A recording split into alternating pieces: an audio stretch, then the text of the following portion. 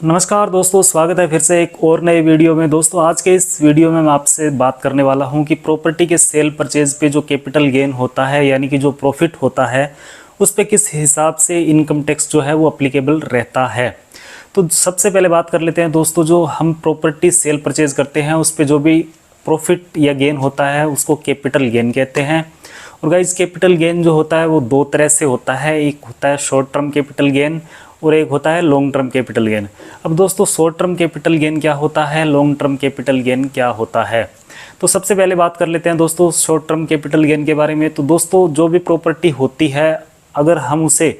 जिस दिन से परचेज किया है उसके 24 महीने के अंदर अंदर यानी 2 साल के अंदर अंदर उसे सोल्ड कर देते हैं या सेल कर देते हैं, उससे जो भी प्रॉफिट होता है गाइज उसको कहते हैं शॉर्ट टर्म कैपिटल गेन। अब दोस्तों शॉर्ट टर्म कैपिटल गेन यानी एसटीसीजी जो होता है उस पर किस हिसाब से टैक्स लगता है वो मैं आपको बताता हूँ। दोस्तों शॉर्ट टर्म कैपिटल गेन जो होता है यानी अगर आप 24 महीने के अंदर अंदर किसी प्रॉपर्टी या प्लॉट को बेच देते हो तो उस पर जो टैक्स होता है गाइज उस पर इनकम टैक्स जो लगता है वो आपके स्लैब रेट के अनुसार लगता है। यानी आप जिस भी स्लैब में आते हो 30% में, 15% में, 20% में, जिस असेसमेंट ईयर में क्या स्लैब रेट चल रहा है उस हिसाब से जो है इस पर टैक्स लगता है। मान लीजिए आपने कोई प्लॉट खरीदा था 5 लाख रुपए का और आपने बेच दिया उसे 10 लाख रुपए का, तो जो सिंपल 5 लाख का डिफरेंस है जिसको हम कैपिटल गेन बोलते हैं या प्रॉफिट बोलते हैं, तो ये शॉर्ट टर्म कैपिटल गेन है। उस पर 20% आपके स्लैब रेट के अनुसार जो है वो टैक्स लग जाएगा। अब दोस्तों बात कर लेते हैं लॉन्ग टर्म कैपिटल गेन की। तो सबसे पहले मैं आपको बता देता हूँ कि लॉन्ग टर्म कैपिटल गेन वो होता है अगर आप किसी प्रॉपर्टी या प्लॉट को 24 महीने के बाद कभी भी बेच दो, मतलब 10 साल, 20 साल, 50 साल, कोई क्राइटेरिया नहीं है। इस पे जो टैक्स होता है या इसका जो डिफरेंस बनता है, इस पे जो प्रॉफिट होता है इसको बोलते हैं लॉन्ग टर्म कैपिटल गेन। अब दोस्तों आप ये सोचे होंगे कि मान लीजिए आपका कोई प्लॉट है जो 100 साल पुराना है, मान लीजिए आपके दादा परदादा के ज़माने का है, आज उसे आप बेच रहे हो तो उस टाइम तो उसकी वैल्यू कुछ भी नहीं थी लेकिन आज उसकी वैल्यू करोड़ों में है, तो इसका तो डिफरेंस काफ़ी ज़्यादा हो जाएगा। इस हिसाब से तो आपको टैक्स जो है वो काफ़ी ज़्यादा देना पड़ जाएगा। तो ऐसा नहीं है दोस्तों, मैं आपको आगे बताऊंगा कि लॉन्ग टर्म कैपिटल गेन और शॉर्ट टर्म कैपिटल गेन में क्या डिफरेंस है। तो दोस्तों लॉन्ग टर्म कैपिटल गेन जो होता है इस पर फ्लैट 20% यानी 20% के हिसाब से जो है टैक्स लगता है। अब दोस्तों इसका एक स्पेशल बेनिफिट या सबसे अच्छा बेनिफिट है वो ये है कि मान लीजिए आप 20 साल बाद किसी प्लॉट को या प्रॉपर्टी को बेचते हो तो जो आपका कॉस्ट ऑफ परचेज होता है या कॉस्ट ऑफ एक्विजिशन जिसको बोलते हैं उसका इंडेक्सेशन हो जाता है। यानी कॉस्ट इन्फ्लेशन इंडेक्सेशन के नाम से एक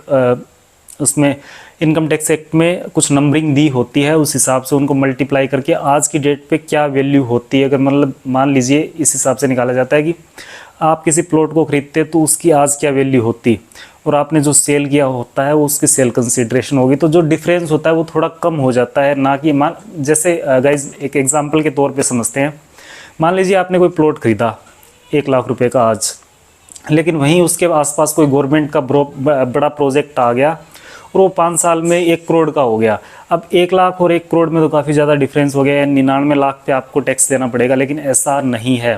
अगर आप CIE से मल्टीप्लाई करते हैं तो उसकी वैल्यू थोड़ी सी ज़्यादा बढ़ जाती है, यानी कॉस्ट ऑफ परचेज जो है वो बढ़ जाता है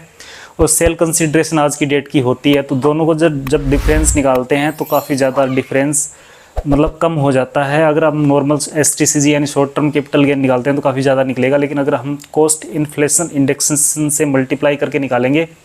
तो उसका जो डिफरेंस है यानी कैपिटल गेन है वो थोड़ा कम हो जाता है और आप पे टैक्स का बर्डन जो है वो थोड़ा सा कम हो जाता है।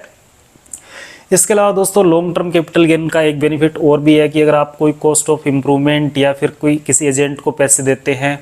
या फिर कोई स्टैम्प ड्यूटी वगैरह देते हैं या रजिस्ट्री के चार्जेस वगैरह देते हैं तो वो भी आपकी सेल से जो है वो माइनस हो जाते हैं, जिससे कि आपका कैपिटल गेन थोड़ा सा कम हो जाता है। चाहे वो आप सेल के टाइम में दो या परचेज के टाइम में दो, अगर आप परचेज के टाइम में देते हो तो वो ऐड हो जाएंगे, सेल के टाइम में देते हो तो कम हो जाएंगे, जिससे क्या होता है गाइज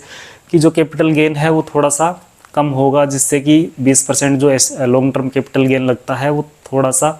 कम हो जाएगा, जिससे आपको बेनिफिट मिलेगा। तो दोस्तों ये था कि किस प्रकार से प्रॉपर्टी पे सेल परचेज पे टैक्स जो है वो लगता है। इस वीडियो से रिलेटेड कोई भी आपको क्वेरी हो या कोई डाउट हो दिमाग में तो आप कमेंट बॉक्स में कमेंट करके ज़रूर से पूछना, मैं उसका जवाब जो है वो आपको ज़रूर से दे दूँगा।